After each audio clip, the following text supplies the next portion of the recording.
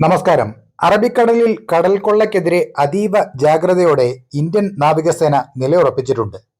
10ലധികം യുദ്ധ കപ്പലുകളാണ് കടലിൽ ഇന്ത്യൻ നാവികസേന വിന്യസിച്ചിട്ടുള്ളത്.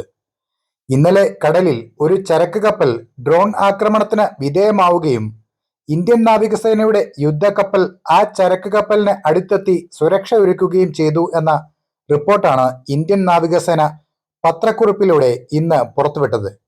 കടൽക്കൊള്ള വിരുദ്ധ പ്രവർത്തനങ്ങൾക്കായി ഗൾഫ് ഓഫ് ഏദനിൽ വിന്യസിച്ചിരിക്കുന്ന INS വിശാഖപട്ടണം ഇന്നലെ ഡ്രോൺ ആക്രമണത്തെ തുടർന്ന് മാർഷൽ ഐലൻഡ് ഫ്ളാഗ് ചെയ്ത MV ജെൻകോ പിക്കാർഡിയുടെ സഹായ അഭ്യർത്ഥനയോട് അതിവേഗം പ്രതികരിച്ചുവെന്നും INS വിശാഖപട്ടണം ഏദൻ ഉൾക്കടലിൽ ആന്റി പൈറസി പട്രോളിംഗ് ഏറ്റെടുത്ത് സഹായ അഭ്യർത്ഥന അംഗീകരിക്കുകയും അങ്ങോട്ടേക്ക് പാഞ്ഞ് എത്തുകയും ചെയ്തുവെന്നും MV ജെൻകോ പിക്കാർഡി 22 ജീവനക്കാരുമായാണ് യാത്ര ചെയ്തിരുന്നതെന്നും അതിൽ 9 ഇന്ത്യക്കാര് ഉണ്ടായിരുന്നുവെന്നും ഡ്രോൺ ആക്രമണത്തെ തുടർന്ന് ആളപായമോ വലിയ തീപിടുത്തമോ ഒന്നും ഉണ്ടായിട്ടില്ല എന്നുമാണ് റിപ്പോർട്ടുകൾ.